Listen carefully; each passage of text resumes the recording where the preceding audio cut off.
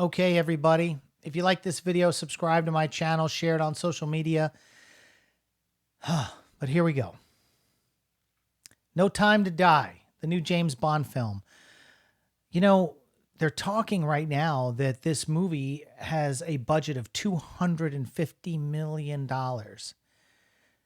And I'm just like, wow. The rule of thumb in the film industry is that you have to double your budget to break even. So you figure $250 million, they need to double the budget to break even, and that kind of includes marketing. So you're looking at 500 million plus just to break even. Now, the last couple of Bond films, I think the last one did $1 billion or something like that. And so I think it can be done, or maybe not Spectre. It might've been the other one, but I think it can be done. But I'm a little worried for James Bond. Okay. And the only reason why I say that is we're seeing a kind of a dismantling of IPs. We've had some trouble with Star Wars, The Last Jedi, where, you know, you get a filmmaker like Rian Johnson, who ruined The Last Jedi. And you know, they kind of did a lot of, I don't know. I mean, I hate to say it, but like politically correct stuff, you know, the Me Too movement, you know, a little feminist stuff there. There's a place for messaging in movies, but I think, you know, you can do it better story-wise if you really want a message. But not every movie needs to come with a complete message of some sort of social agenda. And I don't want to be that guy that's like, oh, social justice warriors, all that kind of stuff. I'm not trying to go there. But now, you know, I look what happened with Terminator Dark Fate.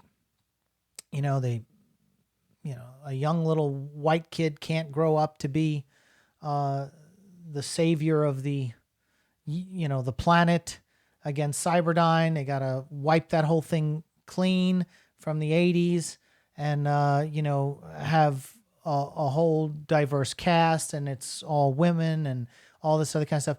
And Terminator Dark Fate is going to have to write down like $130 million loss because, you know, they made some decisions that they're going with what the times are, but they're alienating their audiences at the same time.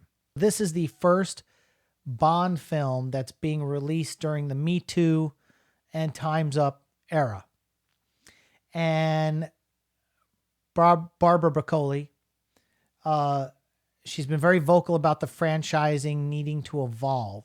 You know, back in the day, Sean Connery, Roger Moore, even Timothy Dalton and Pierce Brosnan, you know, they got laid a lot on these movies, you know, a lot of sex, a lot of, you know, the audience for the Bond movies want a super flashy secret agent that gets the women and drinks martinis, and because it's an escapism for probably the target audience of people that are sitting on their couch that can't be a super agent, right?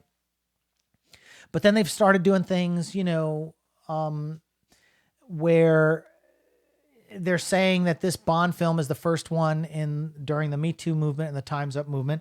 And the Me Too movement has influenced our culture in a way, which is a great thing. So of course it's going to influence everything we do on a Bond film.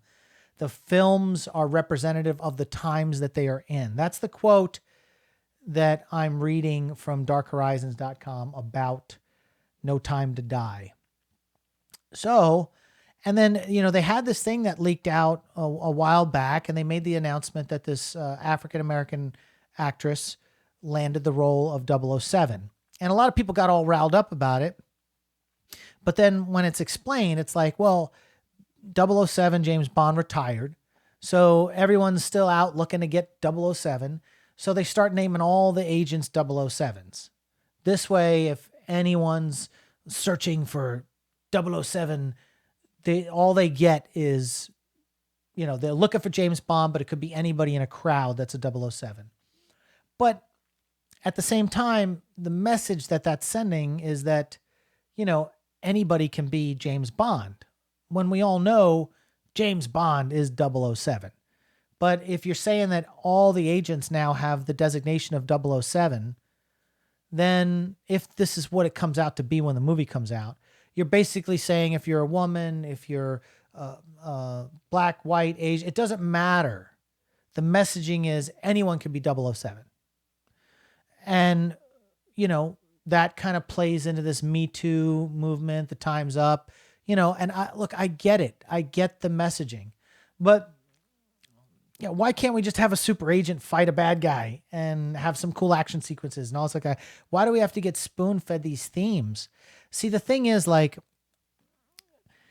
I like my news separate, and I like to be able to have escapism into a storyline, a movie. What I don't like is when I want to watch a Star Wars movie and then I have to have, Poe Dameron step up to, a map, and then he's surrounded by 4 women and they make him look like the bumbling idiot, and that the 4 women are in control and they know what's going on. And, because he's the hotshot guy, the fly boy flies at the seat of his pants. It's like an old school way of thinking, and that they're smarter than everyone else in the room. I get the messaging, and sure, it's warranted and it's needed, but not every damn movie needs to have this. And what's happening, like what's going on with the Terminator Dark Fate, is the audience is going, I've had enough. I've had enough. You look at like the CW network. If you look at when The Flash first started, and every season since then, even with Arrow, even with Supergirl, even with Legends of Tomorrow, all of them keep losing viewership from when they launched all the way through. Now, most television shows do that with the progression of, how the shows go on, but they're really losing it. And where they started losing it is like around 2016, all the way through this Me Too movement and the Time's Up movement. And they're just messaging on every one of these shows. They're messaging. And like when I want to watch The Flash, I want to see The Flash running around as fast as he is, fighting bad guys. I want to see Arrow fighting bad guys. I want to see Supergirl fighting bad guys.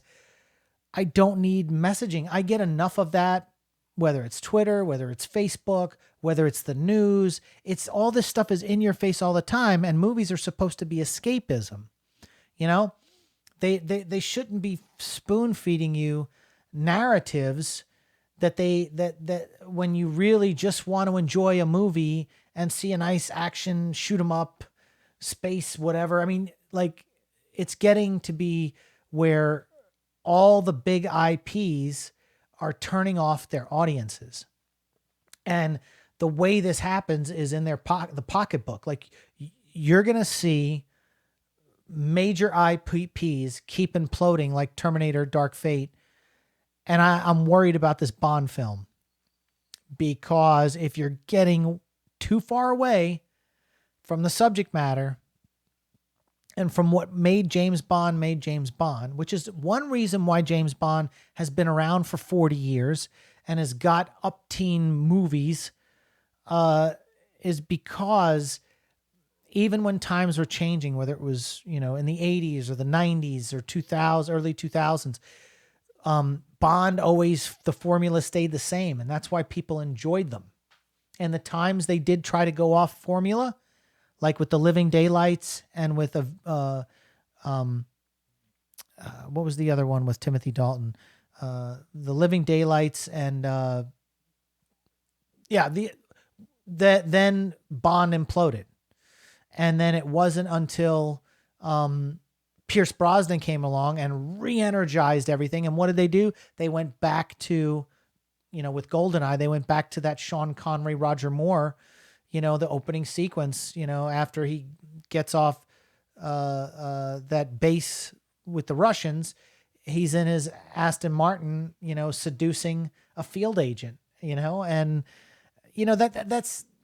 this is what people want. And I'm really worried about the new James Bond film. $250 million is a lot of risk if you start pushing narratives, because if the word gets out that this Bond is pushing narratives, you're going to see a backlash in the audience. And I'm afraid for Sony Pictures. Or is this the first movie that's not a Sony Picture film? You know, I don't know. I'm trying to gather my thoughts on all this stuff. What do you guys think? Do you think there's too much messaging in television and films these days? You know, do we need to keep that stuff separate? Keep it off the playing field? I don't know. Let's talk about it in the comment section. We'll see you on the next one.